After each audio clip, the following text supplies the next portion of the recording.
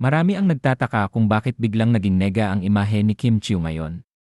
Bakit niya nagawang pagtawanan at hamakin ang hitsura ni Reza Maedizon na wala namang atraso sa kanya? Tuloy, dismayado ang marami sa aktres ngayon. Tapos, nasundan pa ng issue nila ni Reza Mae ang hindi magandang encounter nila ng talent manager na si OG Diaz nang magkita sila sa studio ng It's Showtime. Umiral na naman ang pagiging taklesa ni Kim, sabay sabi kay OG na mabuti at pinapasok ito sa studio. Lumaki na rin ba ang ulo ni Kim at feeling niya ay ka-level na siya nina Catherine Bernardo at Ann Curtis? At bakit sasabihin niyang ginagamit lang ni OG Diaz ang paninira sa kanya upang kumita lang ang vlog nito? Dati nang mayaman si OG at marami nang naipundar na kabuhayan. Hindi na niya kailangang gawing content si Kim para kumita ang kanyang vlog.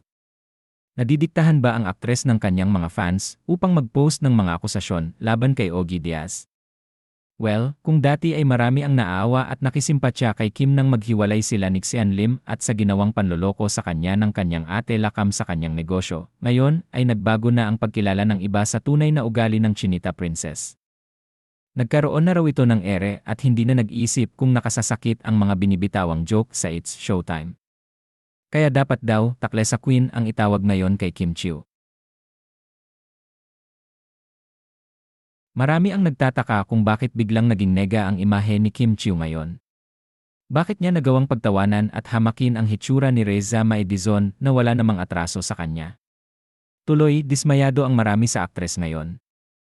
Tapos, nasundan pa ng issue nila ni Reza Mae ang hindi magandang encounter nila ng talent manager na si OG Diaz nang magkita sila sa studio ng It's Showtime.